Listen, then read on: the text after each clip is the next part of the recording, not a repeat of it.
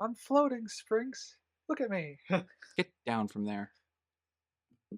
We haven't turned the gravity on yet. That's true.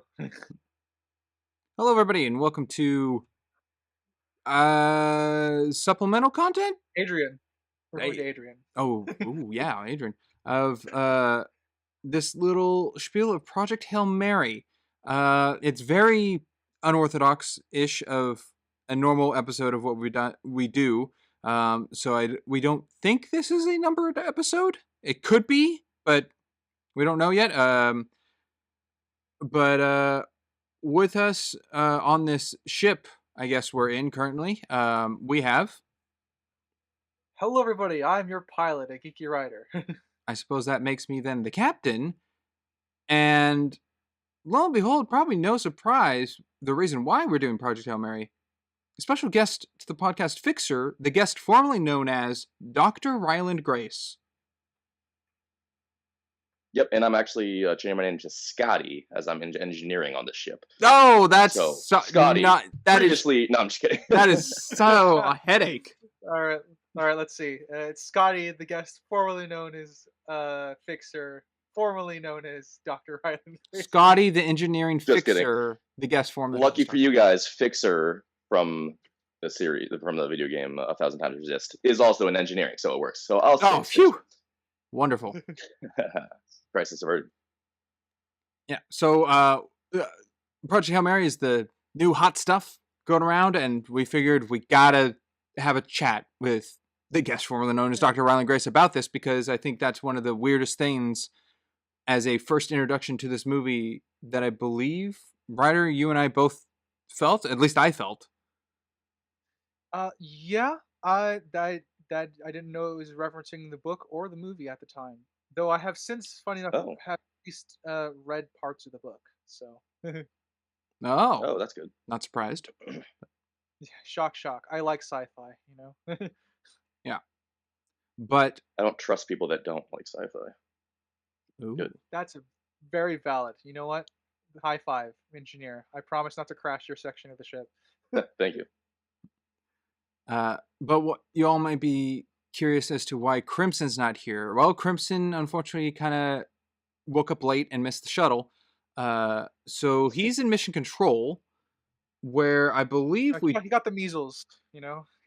Oh, yeah, like Gary Sinise. Yeah. I forget the character's name, but the actor's name. And Got the measles. Had to be kicked off the flight. yeah, but we do have a connection with mission control that I can try to boot up here. See if we can get in contact with him. Oh, there we go. Hail Mary, do you copy mission control? Hello, Crimson. I'm sure you are excited to talk about this movie as much as we are. So Hey, we buddy, got nice to see you. some questions for you down there. Ryder, would you like to Well, ask the first question? yeah. I'll start with the classic one, the usual one. What's everyone's favorite scene in the movie? Ooh. That is a good My favorite scene would probably be, I think the, it's a tough one, but I'll say Dr. Ryland Grace being knocked out and Rocky contemplating and then inevitably bashing through his containment unit to rescue him. That's the moment I felt the most emotion in it, and I tend to like scenes with emotion. So that's the standout for me. Crimson, that's a pretty good answer. I think my favorite scene is probably the moment scene when the see, this is the problem. When I saw the movie a couple weeks back and did not take any notes, but when he's out on the ship on his kind of spacewalk and he activates the thermal ray box, and it all goes red. Yeah, okay. Yeah, that's a really beautiful scene for sure. They're Hmm. like flying past the green planet with like trying to Yeah. capture some astrophage? Or Astrophage. Yes, astrophage. That's it. that's the Yeah. scene? Okay, gotcha. Yes, but when they're Yeah, still they're in trying to catch space, it. not the fishing Yeah. part. Yeah. Oh, They're gotcha. they're capturing the astrophage to measure the levels that are coming and going because they think it's a breeding ground. So Right. I had a few scenes that came to mind as to which one was my favorite, and I think I'm settling on the twist at the end where we find out that Dr. Ryland Grace just outright refuses the call to go on the to save the world essentially. And I think it's a brilliant subversion of expectations, and done by someone who actually knows what they're doing as far as writing. That is a jab at Ryan, as always. I would say that uh, Ryan Johnson, not Ryland Grace. The I would say that the twist works really well because the film is building your expectations towards him accepting it because you see him in the past slowly gaining confidence in his ability and what he's doing, and it's sort of paralleling his journey on the Hail Mary, where he's slowly gaining confidence as well, and parallel in like getting better at what he does, and the turning more into the hero, essentially. And so the outright refusal of the call at the end is a nice subversion of expectations, because it's almost like showing the low point to contrast with where he is, because at that point in the story on the Hail Mary, he's already come through for saving both Iridium and Earth. So I think that might be my favorite scene because it's a nice twist on the archetype of how the hero's journey. I see. Okay. And I guess Fixer, your favorite scene. Yeah. So I've been thinking about this. I'm gonna just really quickly touch on my favorite scene in the book compared to my favorite scene in the movie, just because there is a difference. My favorite scene in the book, which is part of the reason I was slightly let down by the movie, even though I still thoroughly enjoyed it, was the scene where he realizes he bred the astrophage to be resistant, or sorry, to be able to um, travel through the container that was like containing it. So uh, the scene where he realizes he has to go and save Rocky, basically. That was my favorite scene in the book. Huge turning point, like a lot of build up to it. It was very dramatic. In the movie, it was still really good, but yeah, I just thought it was like there was less build up, so it wasn't my favorite scene from the movie. My favorite scene from the movie, I think I agree with Ryder. The the he was resistant to want to be going on this mission in the first place. And I don't know when it was, maybe toward the end of the movie, maybe 2/3, 3/4 in the movie. In the flashback, you realize he didn't want to go on this mission at all, and he was literally forced. I think that still packed a huge punch, as it did in the book too, but I think it also did in the movie. Um, he was literally forced to do this, and it was a death sentence basically. And I still felt that watching the movie, and it was really good. Yeah, I agree. I don't think it was 100% predictable, but it was kind of after the table part where he says, "I'm not an astronaut," to kind of hint towards how are they going to convince him to go on this, being that it's like flash forwards and flashbacks of we know he does get on the ship to save the stars and with Rocky, so it's like how did he get there? So I wouldn't say it's 100% predictable to see that coming, but I think they do kind of give a little bit of build to it. Right. I And yeah, think. you might go ahead, Ryder. No, you first. Okay, I was gonna say, yeah, like I think since read the book, I don't know for sure, but it seems like the audience would kind of be thinking like, oh, he clearly didn't want to go onto this mission. He was strong armed, but the audience maybe is not realizing just how much he was strong armed, as in he was literally drugged. Yeah. Yeah, there's definitely like levels of like they were expecting him to be resistant because it's part of his character. He's very cowardly. I don't mean that as necessarily as an insult. It's just as a one of his character traits. He doesn't really want to It's very stand up for safe. himself. Yeah, he's very safe, and I think that setup is there, as you were saying, Spring. So it's not entirely unpredictable because that is a core character trait that he, in his first, meeting with Strat, when she's trying to recruit him to like, did you write this paper? Like that's the character trait that's on display. He wants nothing to do with any of this, and so he carries that character trait through to that point where he's refusing the call, essentially, like the real one, to get on the Hail Mary and save the world, essentially. Yeah. Also, just to add on to my favorite scene from the movie, still piggybacking off of Ryder's favorite scene, the nonlinear aspect of like that scene specifically. The whole movie is kind of nonlinear, but I really, really like it because there's a lot of weight to it, and it reminds me of it's funny that my name on this podcast is Fixer, gets formerly known as Dr. Ryland Grace, because Fixer is from this video game, A Thousand Times Resist, and that's also a very nonlinear sci-fi story. And they're oddly very similar. So, and yeah, a lot of the scenes in that video game and a lot of the scenes in this movie, Project Hail Mary, are like the nonlinear aspect of them really, really work to the advantage of the overall project. So, yeah. Okay. Yeah. I guess with that, we'll go into the next question we have here. Crimson, you can start with what is your favorite character in the movie?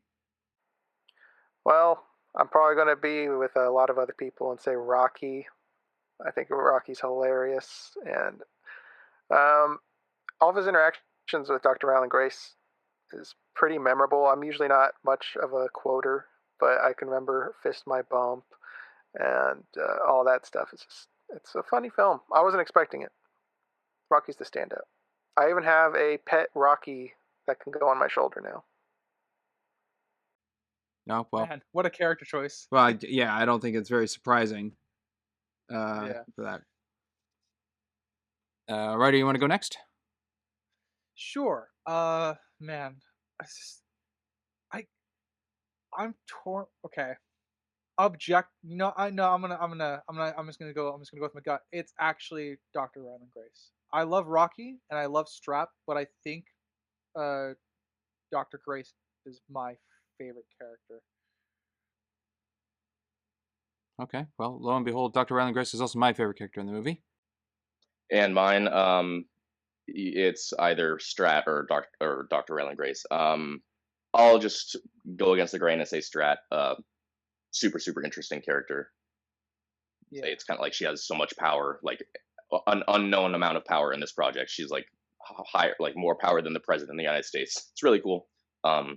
But obviously, Dr. Ryland Grace is like on screen 90% of the time, so it's hard to not choose him. So Yeah. that's a tie for me. I think it's good with the acting too for Strat that, at least to me, she comes across as very patient but not comforting. Yeah.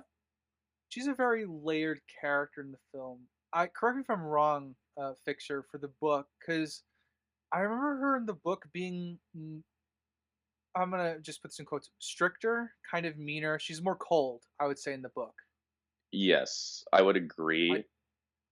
I do think they did a good job of humanizing her a little bit more for the movie, because it comes across to me more so here that she is actually someone with the entire weight of the world on her shoulders, in a good way, I think. Yeah, and no, and that's exactly how I perceived her in the book too. Very similar, but just slightly colder. And I wouldn't say necessarily stricter. She was very strict in the movie too, but like, yeah, definitely like less warm. Even though I would not say the Strat in the movie was warm, just less cold than in the book. Yeah, she's more human, I would say, or like arguably more like she's a little more vulnerable with the whole singing in the Harry Styles song. That's right.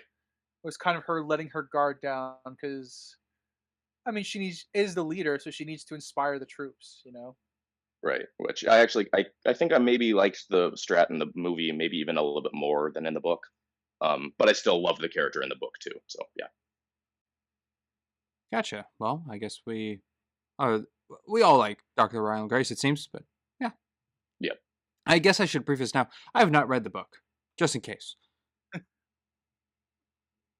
And I believe Crimson hasn't. I read also the book read the either, book. I read the book over a year ago. Okay, so still somewhat recent. How many times do you think you've Yeah. said you would say you've read the book? I've read the book one time all the way through. I mean, Oh. I have only one time. I have not like picked up any other chapters more than that first read through, and then I saw the movie one time as well. So literally Oh. exactly one time, and one time for the book and the movie. I would not have guessed that. Yeah, if I'm gonna read something again, I like to let time like a good amount of time pass so that it's a little bit fresher. That makes sense. Try to forget Yeah. things so they come back. Exactly. Easily. Yeah. Gotcha. Well, like listening to your favorite song over and over and over again. Kind of, you don't want to ruin it. yeah, it'll dull it down and stay. And that's why I watch my favorite movies only once a year. Yep. Gotcha. Fixer, would you like to pose the next question? Sure. Yeah. I guess the biggest question I was kind of asking myself while watching the movie, and it's kind of related to why I maybe liked the book more than the movie. What parts of the movie do you feel were rushed? Just because inherently going from book to movie, you have to either cut things or rush things. What stands out to the three of you, Crimson, Writer, and I only know his human name, not his astronaut name. Spr1nks. Yep, that's me. Spr1nks. oh, never mind. Gotcha.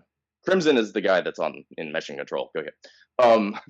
Yeah. What I'm scenes? flying the ship, Fixer. What do you think Crimson could do this? Well, I know that you're writer, but I don't know. God, I'm so glad you know the crew before we took off. Hey, I'm in engineering. I only talk to computers and mechanical systems. Yeah. What parts of the movie do you think felt rushed, or like you wish to had more build up? I'll go first. The example you gave actually over scenes in the movie, the leak in the astrophage, and that Grace had to go back to save Rocky, seemed a little quick. After the movie kind of gives like a fake death to Rocky and that he needed rest, and then immediately kind of plays into like, oh, he's going to die again. Right. And also, sorry, I need to correct you because I misspoke. I told you the wrong thing. It wasn't a leak in the astrophage. It was a leak in like the microbiome that ate the astrophage. Which that was my mistake earlier. Yeah, is it? It starts with a T. Whatever the Rocky's like ship is made out of, because that's what he bred the astrophage in, those containers. Oh yeah, I think it was a xenonite. Oh yeah, xenonite. Yeah. One of the noble gases with ite at the end of it. Yeah. I think it was xenonite. Yeah. Yeah, because it becomes a solid. Yeah, like he was breeding microphage to be I don't know, it was to be resistant to something, and then as he was breeding it, he bred it so that it could transmit through xenonite by accident. He was breeding the astrophage so it was resistant to nitrogen, so it could work in their atmospheres. Oh, that's right. Yeah. And then a byproduct of that, it was also able to transmit through xenonite. Yeah. So I guess that's there's some questions about the scientific accuracy of that. Who knows? Yeah. But to me, I think that was the most, I guess, felt rushed bit. Gotcha. So that's interesting. Yeah, I agree. But you agree with me, and you didn't read the book, so yeah, makes sense. Yeah, I'm on agreement with that one. Having read the book, they definitely breeze through them learning, Rocky and Dr. Grace learning to communicate with each other. That's definitely much quicker in the film, and I get it. They're trying to get I think it's for pacing reasons. So I don't have any. I mean, as a book reader, I'm sad that wasn't longer. But as also someone who loves watching movies, I understand why they did it. And then my other one is gonna be for the when Grace wakes up on the Hail Mary, it's like 5 or 6 chapters before he realizes he's in space in the book. it's a mystery even where he is, like just figuring out where he is. So they pretty much rush through in about 45 seconds, like 6 chapters of the opening of the book, and it's very very quick because again they're trying to get to the film to where they want to tell their story. Right. Which, yeah, no, I agree. Yeah, there very quickly we got like 1/3 of the way through the book in the movie. In the movie, it was like a span of like maybe 2 minutes. Yeah. And Crimson, what was your? Could you? I don't know if you already said it. Could you remind me of if you have read the book or how much of the book you read? Well, I haven't read the book. I don't know much about the book. I would imagine, based off of how the ending went, they probably trimmed the end of the book down for the movie, but that is speculation. I do not know. Yeah, that's right. Yeah, Crimson hasn't read it, so Got it. Shall I move on to the next question, gentlemen? sure, go right ahead. All right. How well do you think the scientific accuracy is in this film? Good question. Or, yeah. Or how, I guess, how scientifically accurate do you think the film gets? I can start. Sure. Yeah. The biggest two things were just the translation software that he was using. I don't know, even using like machine learning and like really, really advanced software, it would take longer than a day. It seemed like it was one day that it took because like toward the end of that sequence, there was that interaction between like Rocky wanting to watch him sleep and vice versa, where if it was over the course of multiple days, you would think that that would have like taken place before they finished the software. So that was a little bit. No, go ahead. Yeah, so I don't know if I can't remember in the book if he was like writing his own translation software or if he was just using like pre-written software by NASA or what it was. But I'm like an engineering guy, and that it does take a lot of time, and it would not be nearly as perfect as it just appears to work on screen. Where like, oh, that's a new word, record, map it to the English word, done. Like, no, there's like different tones in every language. Yeah, it would be a nightmare to actually get that working. Yeah, that's my biggest gripe. I think it's definitely rushed in the movie, but I also don't think it was depicted as a day in the movie. I think just like the interchanged cuts that it's all still in the tunnel make it feel like it was all in one session before Ryland Grace said like goodbye and went back to his ship. But I do think it was over the course of a couple days. Yeah, I do think it's over the course of a few days because I'm remembering a scene that's interjected in between like the learning stuff where he's giving his video logs. Like we now have about 250 words between us, so we get a little bit of a. I think the video log is supposed to indicate that there is some time that has passed going in and out between their visitations to each other to try and figure out the language, each other's language. That makes sense. Yeah, he's like doing a video log at the end of each day. Yeah. So I'm happy it takes a little bit of time, but I wish we as the audience felt more of that time, I guess. Because for me, a really cool thing about when you're meeting an alien is trying to figure out how to talk like the universe and the science with them, because that's obviously a much more universal language in theory between any other alien race that you would run into, which is why I really, really love the models that Rocky uses and the star map that he gave Grace. Yeah. I wish they kind of used math as a communication tool at the very, very beginning. I mean, it doesn't really matter.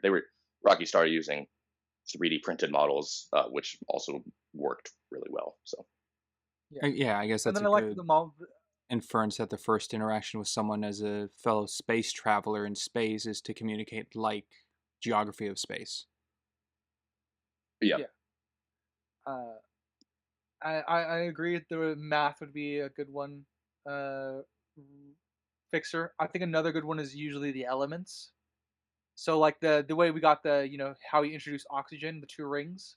That's a very, very good way to indicate that he's made oxygen because he's got the two electron rings with it to Right. indicate the atom, the atomical structure. So there is like little bits of that in here, and I wish there was more of that, just because it's such a cool sci-fi concept that would be close to reality. Sorry for the Arrival fans out there, but Yeah.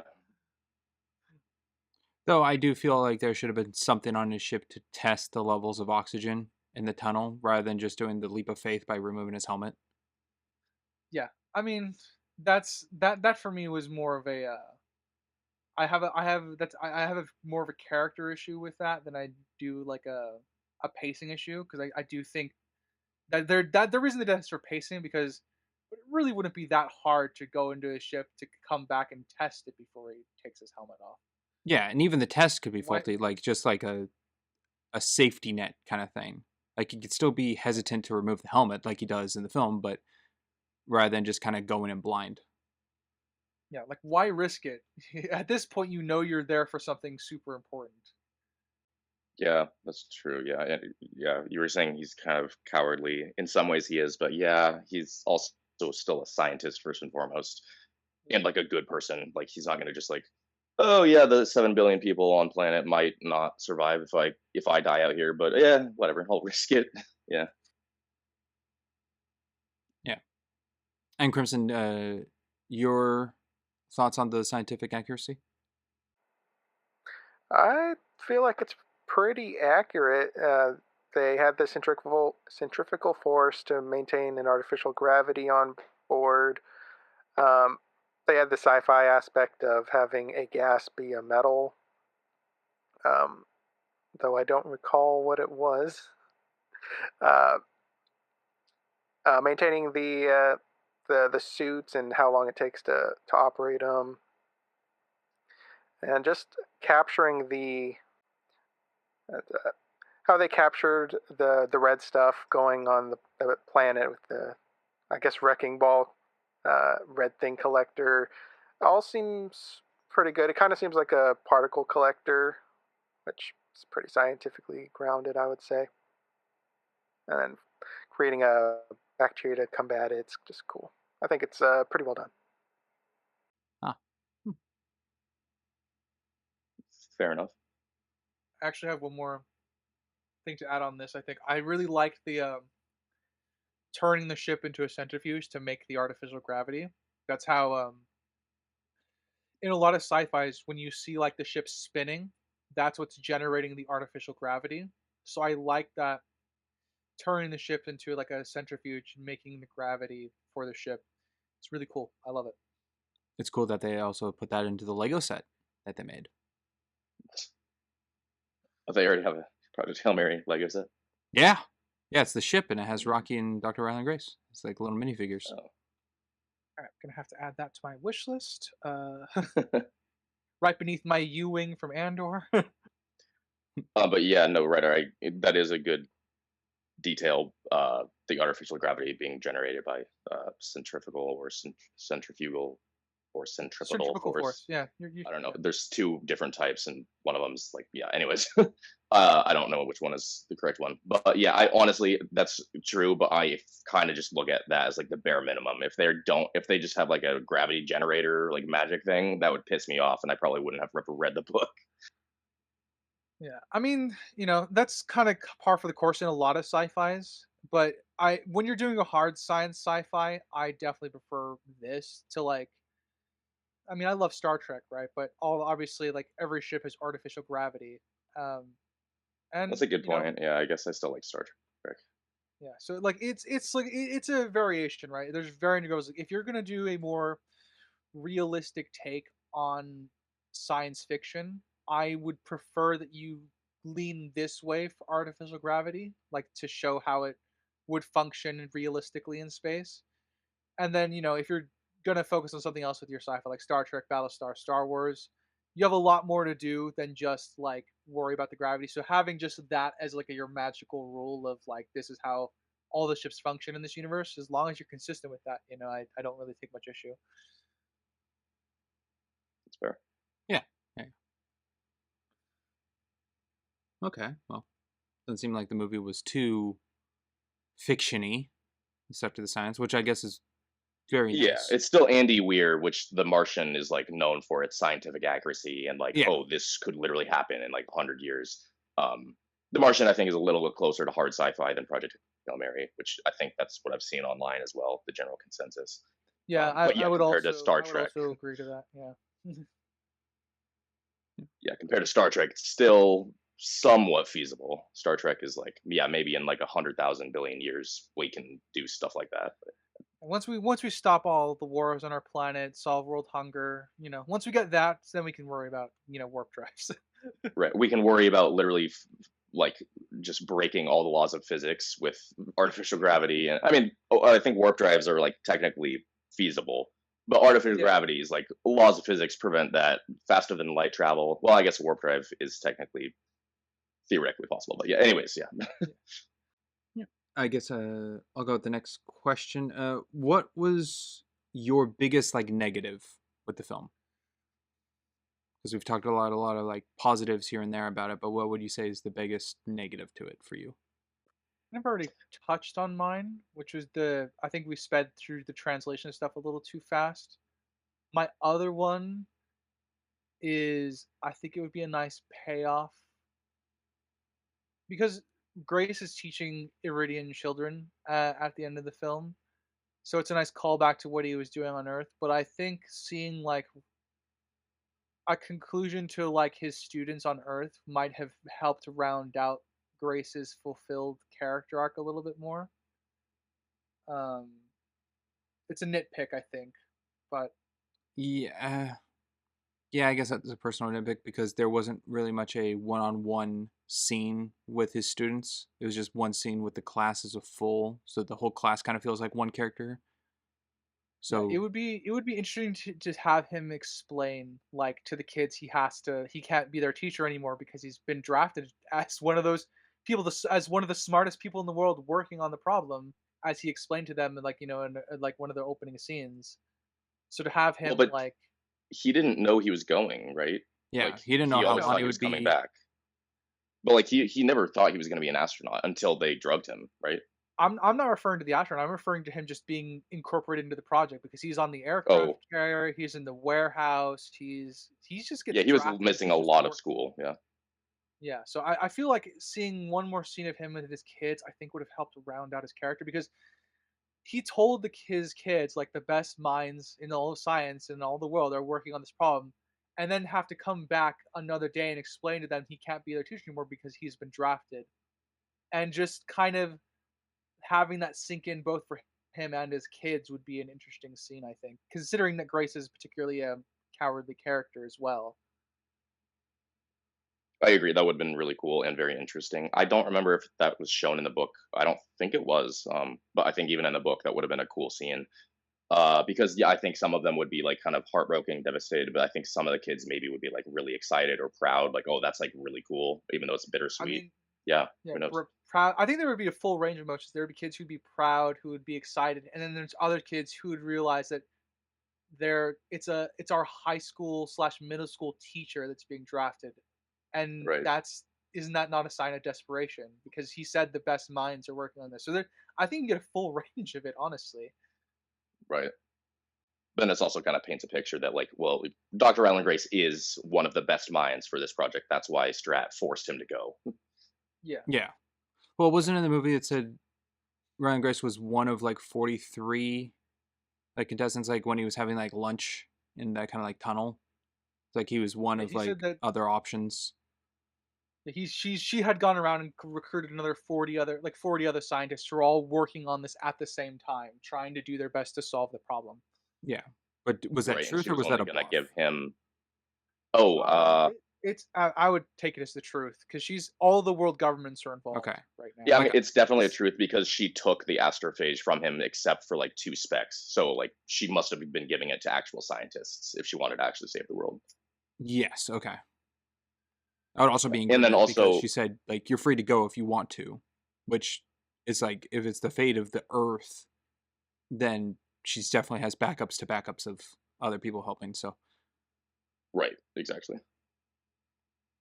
which Um, And then also there's the aspect in the book where he had this like genetic mutation that made him much more Yes. likely to survive slumber, hibernation, which I don't know. I don't think that was touched. I went to the bathroom a couple times in the movie, so I don't think that was No, mentioned at all in the movie. it In was not. in the movie, yeah, in the movie, the most we have to imply how he survived is it might be the mix of like the cocktail of drugs that were injected to knock him out on top of whatever things they used to put him in a coma. That's the only like inference I can potentially draw from the film as to why he survived.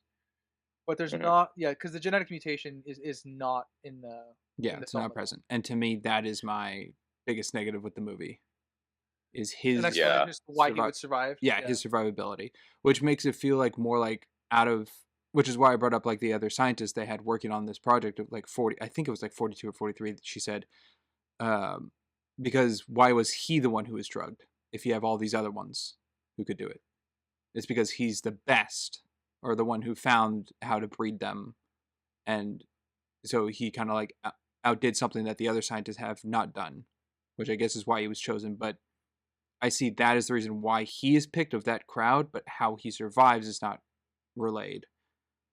Especially since he's like all zipped up and I guess in like comatose state and everything when he's there, but the other two, the captain and pilot, aren't. They're just kind of dead in a bed.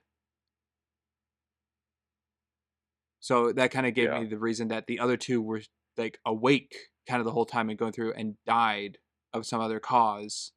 Oh, like a passengers situation Yeah, almost. because I feel I like mean, otherwise they'd they be in the did. same state that Ryland Grace would be in. Yeah, I mean, they explained that they died in the comatose state. They just didn't wake up. But how come they're in a different state looking like than he is?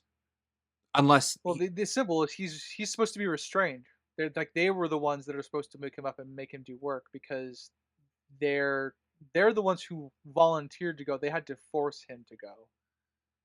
yeah, but they're just in a bed. They're not zipped up or in a like a cryopod of any kind. So did they Yeah, just they like could lay also down just in a maybe bed, the went shipped machine. out, and went to sleep? Oh no, no. So there's that robot arm that like in the Yeah, I book would at say least the robot arm was doing everything to like wake them up and like so the Okay. robot arm probably removed them from their cryopods when they died or like something to that effect. yeah, That's like Okay. when it my tried to wake them assumption. up, the robot was trying to wake them all up. But that also is kind of where I was going with that. So the Yeah, the first two were robot arm is like dead. very But in a way, Brian Grace was the third, and we see him actually survive. Yeah, mhm. Okay. You both touched on it a little, but also another kind of nick I have of problematic thing to the movie is we see like the whole thing of the communication between Rocky and Grace, how Grace understands Rocky in his language, and he's figuring it out with his talk to speech or text to speech system and everything of understanding Rocky's language. We don't really get how you don't Rocky have the understands reverse. English. Yeah, Yeah. I agree. That's also another thing for me as well. And like what's missing as far as scientific accuracy stuff. It's one of those things that I think was rushed just to get the film moving in a particular direction. And also, I'll say this as a human writer, it would be harder to imagine what Rocky would do or would have to try and interpret like the sounds that humans make. I do like the little device that it ends up getting though to kind of transmute images into something 2D images into something tangibly 3D so he can Oh, with the see clock face. what's going on. Yeah. Yeah, like that's really cool. I really love that Rocky gets that at some point in the end. Like he can see 3D structures, he can't see a 2D image. So I do like that addition later on in the movie, which is cool. But I'm in agreement with you, Sprinks. I also I do think they could have worked harder on this hinting that Rocky was doing something complicated, even if we didn't understand it, to try and understand Grace. Yeah. And I have a question that just came to mind. But we don't have. If we can still stick on this same question. If we haven't wrapped it up. Well, have it jot that down and save it because I know Crimson's on like a Got it. time frame with Mission Control kind Got of it. thing. So we all said it. Crimson, did you say your biggest flaw? My biggest problem would be kind of what I hinted at towards the ending. I feel like Rocky got a double fake out within a short period of time. He had his initial saving Dr. Ryland Grace, and then they celebrate the bacteria, and then they part ways, and then Ryland Grace is like, oh shoot, his ship's going to get eaten, he's going to die, go back. I feel like there was too short of a period there. Oh, okay. Okay. All right, let's get a couple more questions then for Crimson. Let's see. Crimson, you're like the graphic designer kind of guy and whatnot. How did you like the ship design or like Rocky's like alien design? How'd that look to you? I think Rocky's ship in particular is very unique. I haven't really seen anything like it. I don't really get the purpose of its shape and at all. It seems like there's a lot of holes in it, and they do need to contain their particular air. So it seems more on a visual aesthetic side, which I don't know why they would care. But from an audience perspective, it's cool looking. Dr. Ryland Grace's ship looks very human. It's not like super crazy sci-fi. It looks like something NASA could whip up in the near future. And Rocky's design is pretty cool. I like the way he eats, and they've made it very funny. A unique looking rock guy, because a lot of rock or golem looking sci-fi characters tend to look the same, but making him like a spider type rock creature did make him stand out. Ah, okay. Well, yeah, that makes sense. Yeah, I think Rocky's ship was very cool as well. I loved it. It looked cooler in the movie than it did in my mind. Yeah, it looks like a spider's web almost. You know, like you pull on a string and that's a control. Somewhat, but a lot more like on the x-axis. Like Yeah, it's either it- up and down or it's left like and right. That's it. You don't have like diagonal or crisscross. Yeah, it looks like an instrument then, like an instrument strings, which would tie into like the musical sounds that they make as a species. Yeah. I guess it's a question. Why do Like you think? conceptually. Why did Dr. Ryland Grace have to wear a suit made for him, like Rocky's, like the ball in his ship, versus just being in his astronaut suit? His astronaut suit was damaged. Oh, okay. And I suppose the other ones of the other crew just don't fit him. Well, I don't. It would be interesting to see what happened if there were other EV suits, and I'm like, it wouldn't I make mean, there sense could for a be a team of part. 3 to have one suit. Yeah, but it would be interesting to see that he might not want to wear the other EV suits. Maybe just because it feels wrong to him knowing that they belong to his team, Maybe. or maybe he just wanted to exist in Rocky's bubble for a while. You know, Well, because he's going there to kind of. it's a sign of mutual respect. That like Rocky Yeah. did this on his ship, he will do the same to his. Though I don't know how much oxygen would be in that suit. Yeah. Well, Rocky designed an entire causeway / pathway with his atmosphere in it. So True, but that's a I'm lot more oxygen that could be refilled more constantly than the containment suit that Ryland Grace is in to get on the ship. yeah. I mean, my best faith interpretation with how that bubble thing works, right, is that I think it functions as a filter because like it functions like half filter because I know Rocky's is supposed to mimic his own atmosphere inside his own bubble, but he's moved into the Hail Mary essentially, so he never has to go back to refresh his own atmosphere or whatever. So maybe it functions more as like a filter rather than just an actual like it functions as both suit and filter. So you have more of an endless supply of whatever's you need. Maybe? What do you think, Fixer? Also, I don't remember how it was said in the book or in the movie exactly. I want to say Rocky's atmosphere was both like 500 degrees Fahrenheit ammonia, but then I think that the pressure was also like ridiculously high.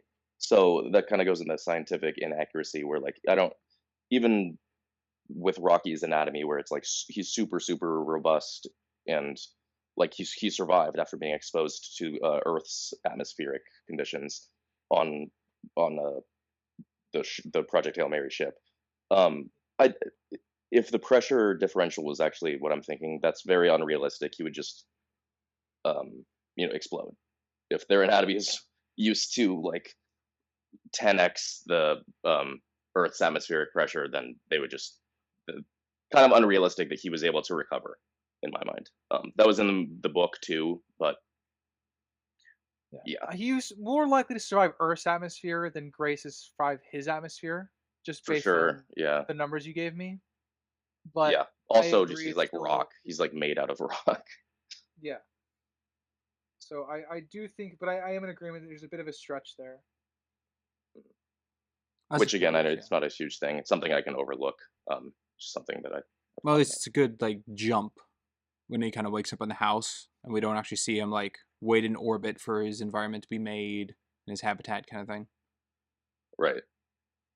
So it's like that kind of question of like how exactly did he manage from space to this environment smoothly? It is overlooked, so which I guess is a betterment to the film then. To kind of get back to the original question, I actually love the ship design and Rocky's design because they're very alien. I know that's weird to say, but it's nice to see like an alien without a face. Oh, an Because alien that's not very humanoid looking? yeah, it's an Yeah. alien that's not humanoid looking. And as much as I love Star Trek and Star Wars, it's just nice to see that something like it's an alien without a face, which helps like distance, I guess, the audience from what this creature is, which makes the attachment that we get with Grace to Rocky a little bit more impactful because, everything that we interact with normally on Earth has a face. Yeah. So You want it's just a very, very unique take.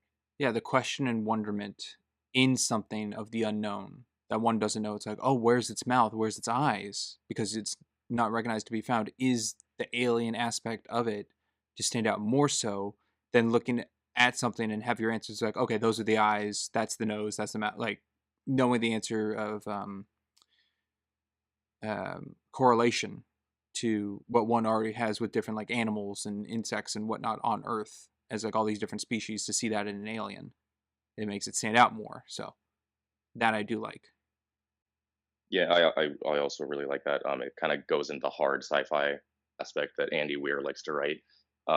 Whether aliens are real or not is a different discussion, but like if aliens are real, I feel like it's more realistic that the alien would not be humanoid.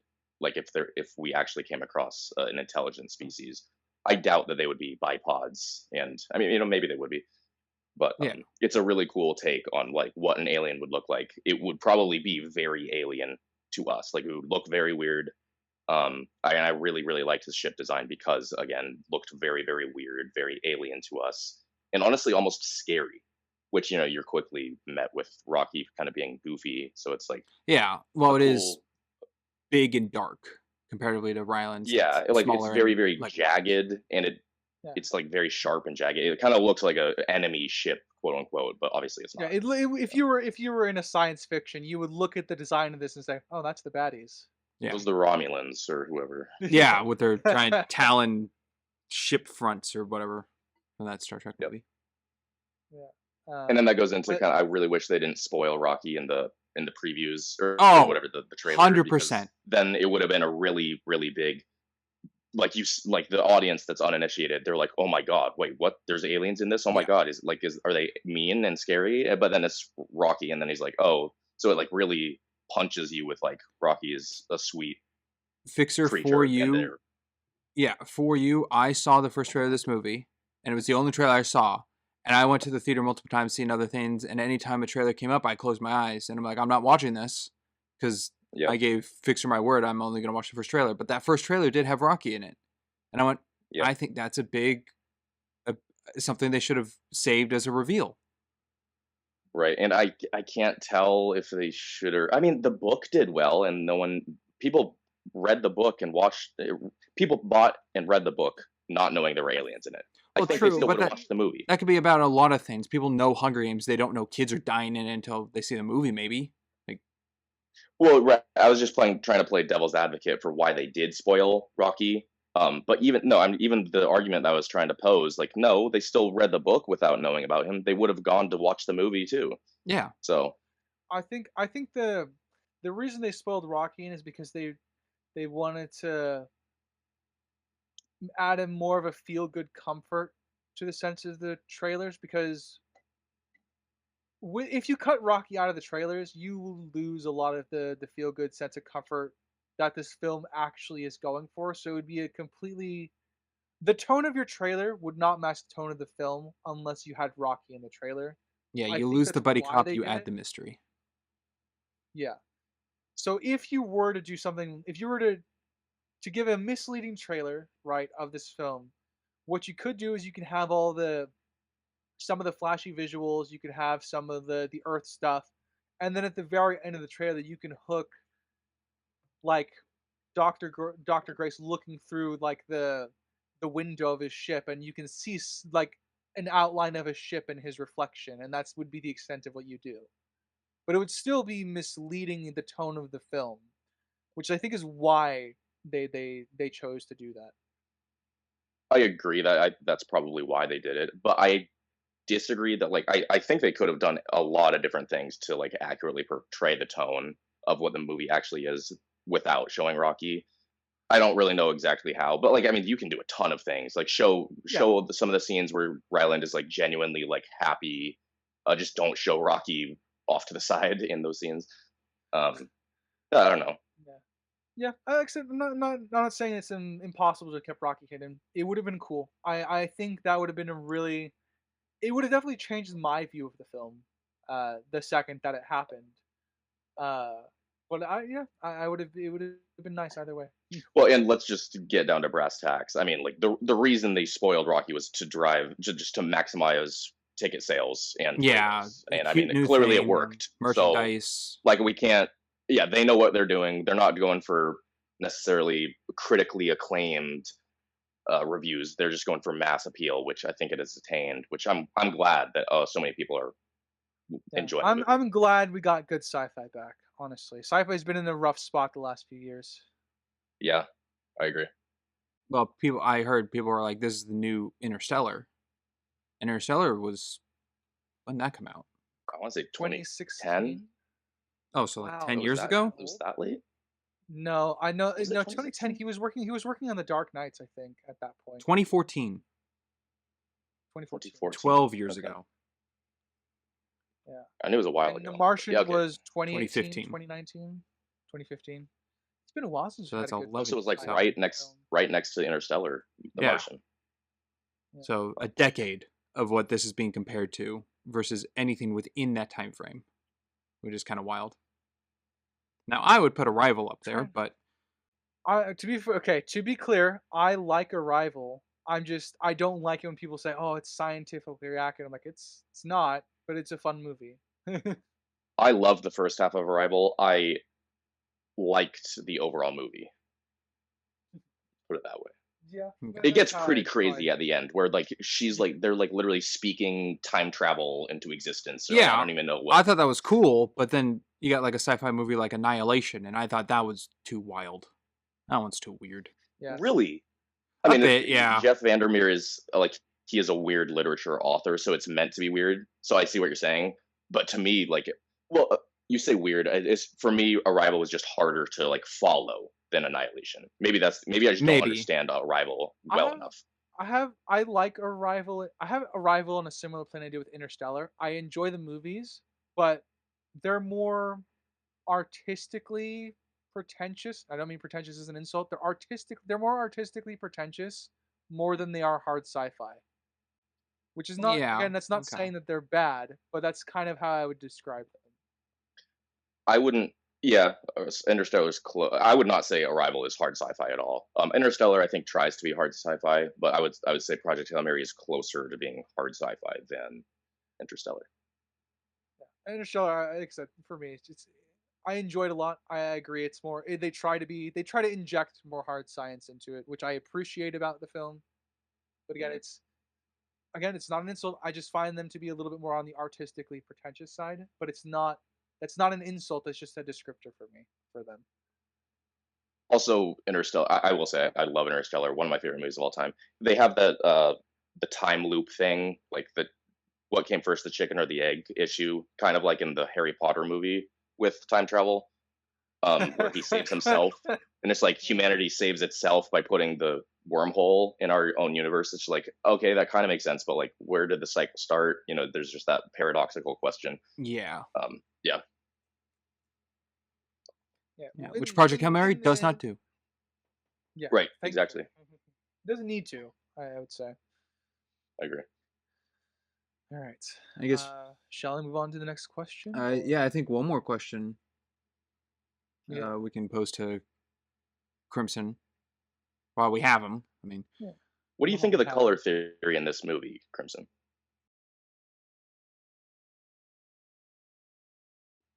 So don't answer that Crimson. silence speaks volumes. Yeah. Yeah, Crimson's not touching that. I mean, that one green planet, beautiful. What do you think that symbol was symbolic of? Oh, yeah, it was very pretty.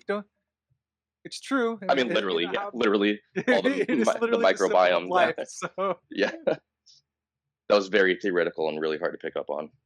I'm glad we dissected that. Yeah, symbol theory of life, and it's also nature, because nature's giving them the answer. Whoop-de-doo.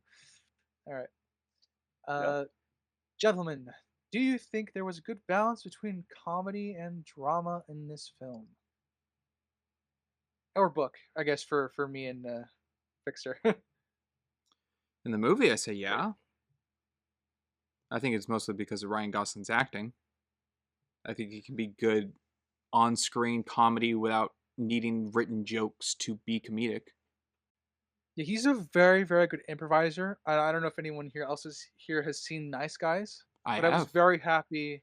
Yeah, I was very happy Ryan Gosling was playing more of that kind of humor in this character. Because I mean, the other thing I know him from is Blade Runner, and he is just a stoic. Yeah, this is not like Agent. This is not K. Yeah, this is not K or Ken. Or Ken. Yeah. Well, no, Ken's more written and over the top. It's not Ken. Yeah. So I would say that I was very happy that we got more of the Nice Guy's sense of humor from Ryan Gosling. Apparently, the whole dancing sequence with Rocky when they first met was improvised, because Ryan Gosling just wanted to see if the puppeteers could keep up with him. That I really liked. That was one of my favorite bookends in the movie. That like their first introduction is how they say goodbye. Yeah, I was really happy it came back as well. Well, at least their first goodbye, Yeah, other than when he comes back to save him, but without knowing that, for me, I did really like it. I still like it. But... Sorry, what was the original question? Like the balance between comedy and drama? Yeah, like did one oversaturate the other, or was there a good balance? Yeah, I can't really remember fully what the tone of the book was. I want to say it was just more serious than the movie, which isn't to say that's a bad thing. I think the movie was just a little bit more lighthearted and funny than the book was. Yeah, I would agree with that assessment. Also, the book, a lot of the humor is like from the self, because it's from Dr. Ryland Grace POV. It's written in that manner, so the humor in the book is like, goes through traumatic event, that just happened, kind of. That's a really me dumbing it down, but that's generally the style of humor because it's the character's thoughts. So he's being sarcastic with himself. Right, and yeah, there's no laughter. Like they don't. Andy Weir didn't write out ha ha ha ha ha in English text. Versus in the movie, like you see Ryland grin or whatever. Which I actually personally am not I like I think that's maybe one of the biggest reasons I like the book more than the movie. I like comedy, but like it just I don't know. I don't know. It kind of maybe lessened the immersion about like but then again, you have to laugh in the face of imminent death to like make it bearable. So I don't know. I think again, like the mass audiences are loving it, so like that's all that matters. I personally kind of wanted it to be a little bit more serious of a tone, but yeah, that's just me. Follow-up question then for you, Fixer. Yeah. What in the film was a little bit over the top for you in terms of comedy? Or is it just a general, like, if you had a choice, what would you have toned down in the scene? Like, what scene would you have toned down the comedy for something more serious? Um, yeah, I think it's more in general rather than any specific scenes. The one scene that sticks out that like it wasn't even funny. It was just kind of like they're being joyous together and just like I don't know, having fun, being friends together. When they were in that like, well, one thing that I was like, why are they doing this? When they were like dancing together in the like that whatever chamber in the ship that like shows like you can pretend like you're in a forest on Earth. Like it has a projection chamber, whatever that is. Um, They Rocky had a volume can't. on the ship. Yeah, That's the, Rocky can't see light, so like he was just like he saw nothing. He saw a blank wall surrounding him, and then they're just like spinning around together, being happy together. And I don't know, like for some reason I was just like I don't know. I think It didn't. There's nothing wrong with that. It's just like that's not how I feel like. I don't know. I think that for you, it would have been cooler to make it more explicit that Rocky was using his little device to transmute like 2D images to 3D textures he could see. I think that's what he was doing. It would have been cooler though to get that more verified, I guess. Oh wait, so okay, I remember the scene at the very beginning when they meet where Ryland puts the he raises the numbers on the clock so like so that Rocky can see it. Yeah. But what are you there's a device that can transmit two-dimensional images into a three-dimensional thing that Rocky can understand? Yeah, that's like his Yes. kind of A little couple. gun pointer that he Yeah, he has a accidentally Oh, little aims at gun Ryan Grace, pointer. and he goes like, "Nope, don't aim that at me."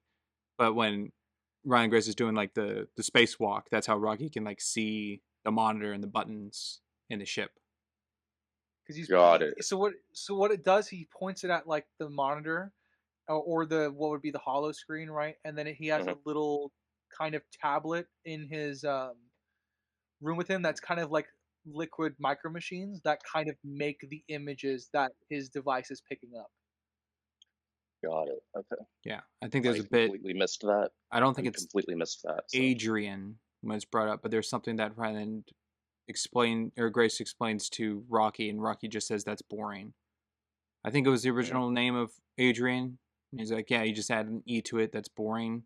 He's like, okay, we'll call it Adrian. But I think the scene of like the moment with the astrophage around him, and he just like does his little backflip. Rocky's confused on like what's happening because he can't see it. Right. Okay. Yeah, I missed that little pointer thing completely. I don't know if that was in the book or not. I also may have missed that in the book. Okay, I guess that It, makes it more was sense. it was a good visual way to communicate it in the film that how Rocky was. It's probably the best that the film does in trying to communicate how Rocky interacts with Grace's world because we get obviously we had the communication thing that we talked about, but I think Rocky having this device helps a little bit show that how Rocky is contributing to try and understand like what Grace's world is like and all the 2D screens he's got. Right. And I really wish I knew for sure if that was in the book or not because I don't know. I kind of like let's say that that's not in the book at all. I kind of like that to a certain degree because it like it adds a boundary for their communication that they have to like get around, and it's like kind of adds to this the fear and like weirdness that Rocky must be going through trying to save his planet, but with this human where Yeah. he's in a spaceship where he can't really see what's going on Yeah. outside of I it. all I'm saying is I really want the 3 hour and 45 minute cut of this film. Yeah, Oh, I didn't know it was cut down so much. Wow. yeah. Oh yeah, it was cut down a lot. The cut that was screened for executives and like tested audience was 3 hours and 45 minutes, and I just want all of it. Well, that might. Who knows what they cut out? There might be everything. There might be if the there's like a fact that he half, has a if there's like genetic a half, mutation. yeah, if there's like a half hour of just them working through like communicating with each other bit by bit, I would eat that up. As long Yeah. as they don't add more to the first like half hour of the movie, I think I'm good. because it is a very slow start. Yeah, in the book it is even slower, but yeah, totally. And I understand why the movie's cut linear or not linearly, because if it was all a linear storytelling, that first hour and a half would, I think, be very boring. The book is also non-linear, just if you didn't know. Okay. Yeah, and it would also change the meaning of the subversion as well, because you would see him rejecting going to space altogether before he's forced to go on the journey. Yeah. So it would change the meaning of the subversion as well if you watched it in a linear fashion. A little, because they do change that with him not remembering things when he wakes up. But as the audience wouldn't. Yes, as the audience see that the humans have done. So. Right, and it would be less of a twist. We're like, oh my god, he was forced to do this. Yeah. Yeah. But yeah, to go back on what you were saying, Fixer, I do in the book. My inference is that Rocky eventually made that device because he doesn't have that device that he uses to project like 2D images into a 3D manner in which he can see.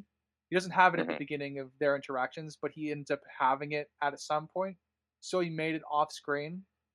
Again, it's really cool and I like it, but I wish I got to see Rocky kind of work through that he needs this to understand what Grace's ship and his world that he's in. And do you remember if that was in the book at all? I don't. Okay, no problem. Yeah, I want to. I read the book I paid attention, and I don't remember that being a part of it. Which, yeah, I don't know. It's not a bad choice. It's not just a different choice. Yeah. Crimson, did you give your take on the drama and comedy balance? When I first saw the trailer in this, I thought it was going to be a kind of a serious-ish sci-fi, kind of like Martian. Not that serious, but close to it. But there was a lot more comedy in this, and it didn't really bog it down for me at all. So I think they did a good job. Oh. I guess that's good. I'm not surprised that you found that the humor to be a little bit overbearing. A fellow masochist. Oh. Well, Crimson, I know you have a short amount of time. Do you have any questions for us? I would like to know if the pacing of the movie kind of mirrored that of the book or not. I know some might have better insight than others, but that's my question. Oh, well, I guess that's more focused to you two because I didn't read the book. If you thought the pacing of the movie was paced like the book. Well, and again, I didn't know there was so much cut out of the original, like we're filming. So maybe that will be like pretty close to the book itself. Well, so it's like an hour was cut.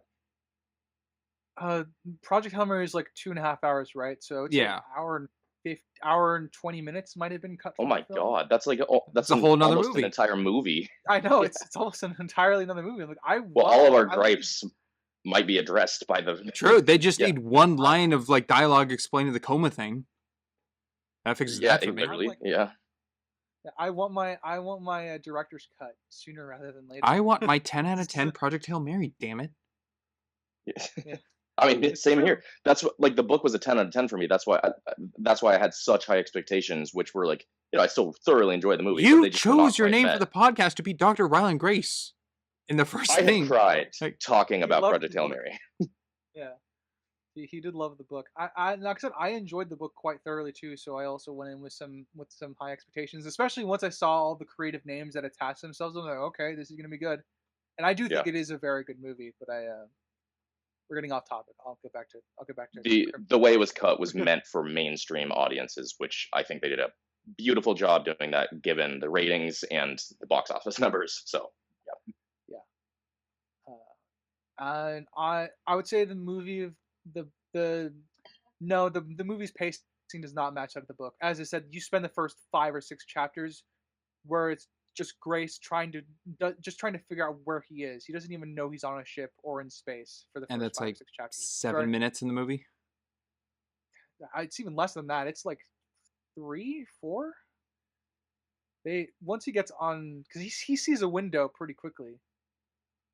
Yeah, I'm trying to think. Like he comes out of the Ziploc bag, climbs the ladder, walks around, looks at some files, looks at the dead bodies, and then looks out a window. I think so. A short amount of time. So I would definitely say they're not matched. I would. I mean, I'm a huge fan of like the extended versions of Lord of the Rings, and I hate the extended version of Zack Snyder's Justice League. So I just want to see where an extended version of this film would land. I have a hunch that it'll perfectly please all the book readers, and yeah, I don't know. I mean, I would love it. Maybe that's I wishful like this thinking. film. Yeah, I Maybe like I this film enough. Yeah, yeah, I like this film enough that I would want the extra hour and 25 minutes of it. yeah. Oh, It'd give absolutely. the pacing thing of the quick like fake death and then second fake death of Rocky. If it adds like I another think that's 20 my minutes in biggest between the two. issue. Personally, just the pacing is like it's very fast in the movie at some places, and that also may help with like the tone, where I think it's maybe that it's too lighthearted. Maybe that extra hour and 20 minutes is just horribly depressing, scary Maybe. footage, or just with that a tone of that more. So We don't really get much existential horror of the fact that he realizes he's floating with a dead crew in the middle of space to a right, destination that's which that's like the predetermined in the whole. ship. That's like that's like almost the entire point of like why it's such a impactful story. It's just like he's alone in the universe, like out in another galaxy. And yeah, that would be terrifying, horribly existential, dread filling, all that. And you don't really see that in the movie much, if at all. So Gotcha. Crimson, any other questions you had? And lastly, I would like your thoughts on the flashbacks, whether or not they were Dr. Ryland Grace remembering, or if it was purely depicted for the audience, or some other option, some combination. Oh. Well, I guess I can answer that. I guess my perspective on it of the flashbacks in the like the non-linear back and forth being if they're actually Dr. Ryland Grace remembering. I was kind of the impression that they're not, and that they're more just for the audience to take in. That like anytime we see like what's happening on Earth, that's just we getting the story, and that's not actually Ryland Grace remembering that bit of his life. Because then it takes forever for him to remember everything. Yeah. I know in the books they're more interwoven, so it's clear like he remembers something as he's going along. He has to remember what astrophage is in the book and stuff like that, and how he's related to that project.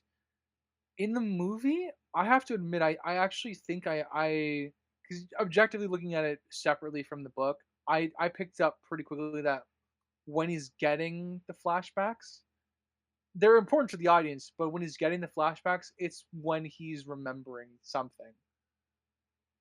Because usually the flashbacks are very pertinent to what he's doing on the Hail Mary. So I think that's why I lean more so that it's him remembering in the movie than it is just for the audience. It is both, to be clear, but I think that the film is trying to tie the two together. So he is remembering those memories at the same time while he's working. Okay. Yeah, and one example of that, like when he remembers that he was drugged and forced onto the spaceship. Like after that sequence of flashback, like I remember he's like acting like kind of distraught. He's like, "Oh my god, I didn't even want to be here." He's like pissed at Strat, and like I feel like that's what I remember. Maybe I'm wrong, but I think Ryland Gosling is like acting like a little different. He's like really upset by this memory. Yeah. He's upset by this memory, and I like that because at this point he's already done everything. Like he already proved himself, Right. So to learn that he was so like cowardly, I like that it affects him. Yeah, I mean it's clearly more affecting him in more than one way. Like he's mad and like scared and still like maybe slightly proud of himself. Yeah. I think all of them in one. Yeah. Right. Well, Crimson, I think that's all the time you got. So we'll let you go, and hopefully all goes safe down there, Mission Control. Make sure the landing sequence is better this time. I don't want to crash land again. That'd be nice. Please, Crimson. With that, Mission Control out. Have a good mission. Good luck. All right, and then I guess just us now. Any other things or thoughts or?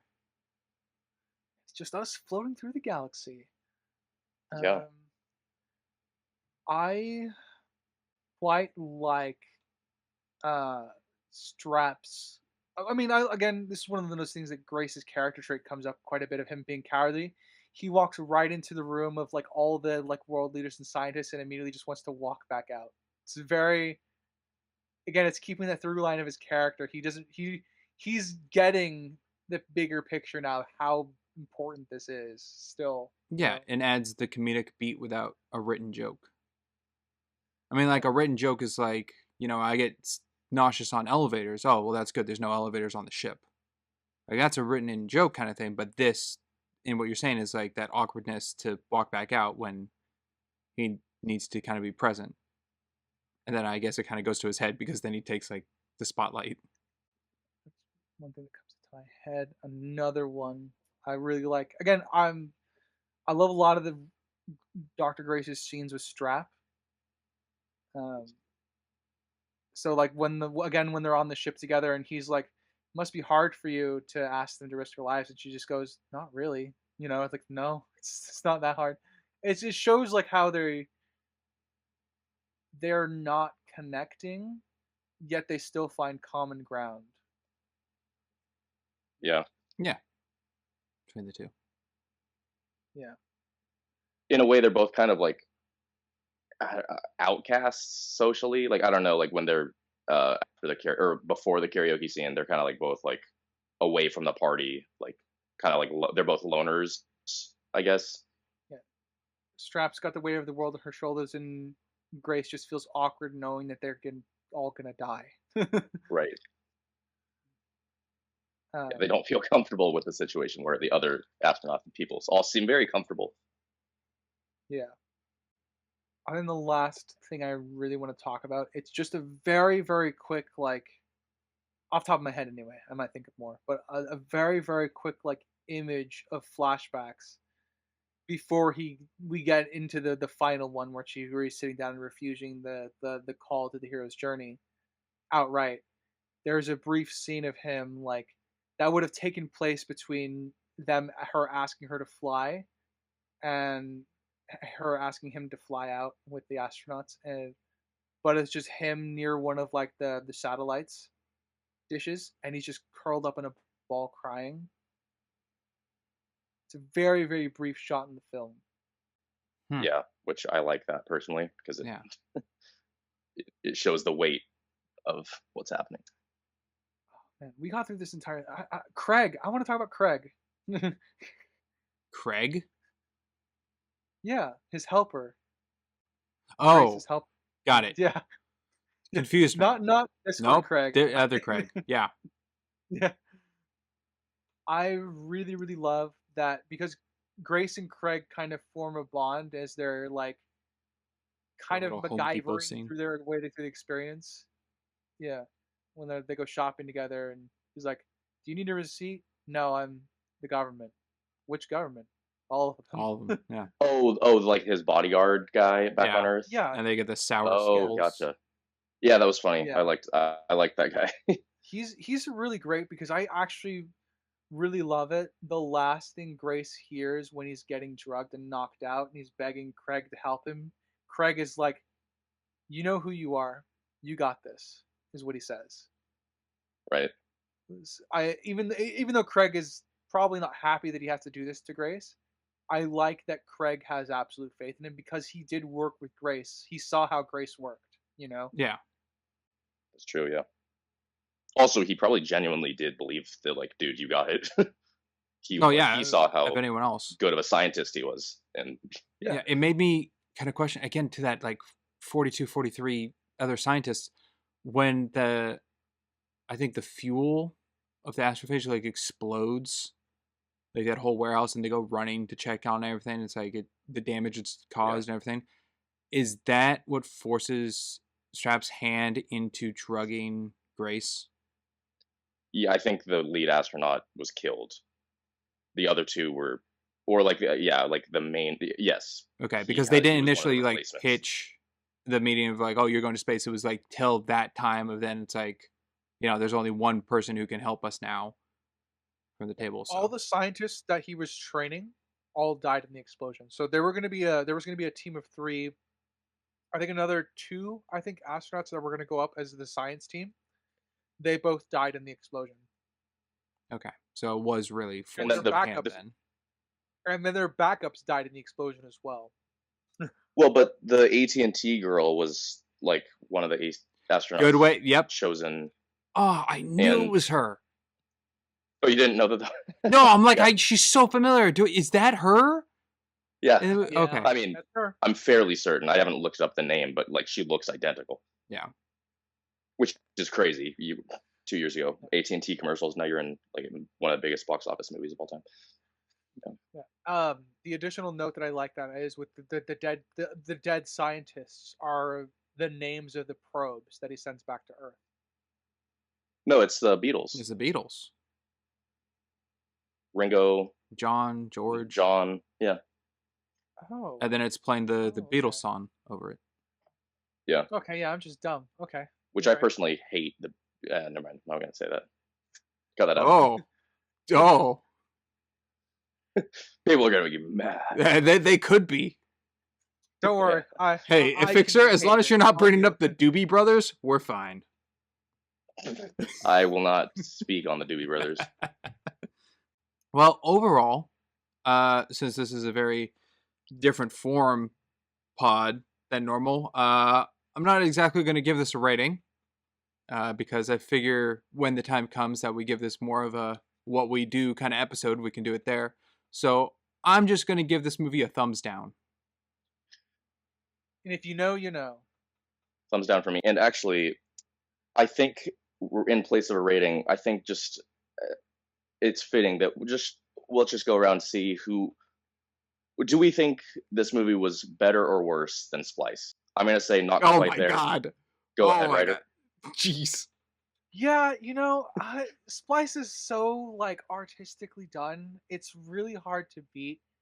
It won an award. This movie doesn't have any awards yet. Splice won Best Picture in the Oscars. Yeah. No, it wasn't. That's the awarded one. Yes. Oh, okay. That's canon, so. I guess I'm mistaken. I thought it was like some kind of makeup Canadian. Yeah, no. It was the Oscar for Best Picture. Don't look it up because you might get the wrong info. But yeah. Don't look it up because you might get the wrong info. Yeah. All right. Oof. On the scale of worst movie ever to best movie ever, this was clearly going to be best movie ever. That's my rating. Out of the movies I've seen in 2026 so far as to recording, this is the top of my list. Yeah, that's also same. This is one of. I saw this and The Substance in movie theaters in the last 2 years. Those are the only ones. Oh, I love The Substance. I think I gave Substance in my head a 10 out of 10. Oh, wow. I think I enjoyed this more than The Substance, even though in my head I was kind of saying that Project Hail Mary was more like an 8.5. But I also had too high of expectations since I read the book. So Substance was blind. This you went off of the book. So right. So I think waiting for actual rating is a good idea, especially if we can see the uncut version. Yeah. To me, Project Hail Mary so far is above the Send Help Sam Raimi movie, and it's above the Stranger Things season 5 documentary. God, I hated Send Help. I watched it 3 days ago. Oh, wow. The documentary makes it worse. I promise. It makes the Duffer Brothers look worse. But that's something for a different time. Absolutely. All right. Anyway, Fixer, thank you for taking the time to be here and chat about it. Absolutely. Yeah. It's full circle. Truly. Any final thoughts, gentlemen, before I read us out? We got some astrophage to catch up here. Yeah, amaze. Which is something I think the Artemis 2 crew said. Or Mission Control said to Artemis 2 or something. Yeah, so what they did is they sent a whole monologue describing something they could see directly on the moon, and then Mission Control responded, "Amaze, amaze, amaze. Thank you." And then my final words, since there's two of you right here, could I get a double bump fist, please? Bump fist? You mean to fist your bump? Mhm. Yeah. Yeah, but both at the same time. A double bump fist. Oh, I see. All right. I Well, see. okay. Is that a yes or no? Oh, No, we can do that. We just have to blur it out. But, oh okay, yeah. okay. Got it. I think we're good, Ryder. All right. Sweet. Thank you for listening, audience, whether it be Spotify, Amazon, Castbox, Adrian, Good Pods, iHeartRadio, Pocket Cast, Hail Mary, and Samsung. And you have to be on our visual side of things, be it YouTube, Rumble, or frickin' Spotify. Thank you for watching our PNGTuber slideshow there. Please feel free to like, comment, subscribe everywhere. Tell us how much you hate our opinions or how much you love them. And as always, I've been a geeky writer. And I'm Spr1nks.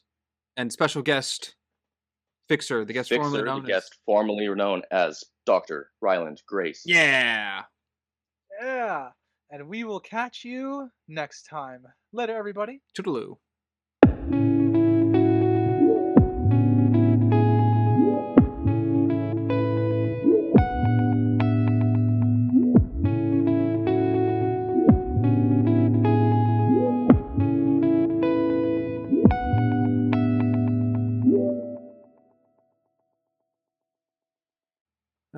That's a Sorry, wrap. I'm gonna go watch Splice.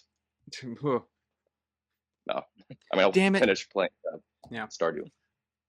Damn it! What? Well, I just realized I don't think I actually gave an answer to that of you asking. Oh, hey, well, you can answer it. Oh I mean, boy! I think the audience knows. I think the audience they knows should know. how much Yeah. you love Splice. Yeah. Mm-hmm.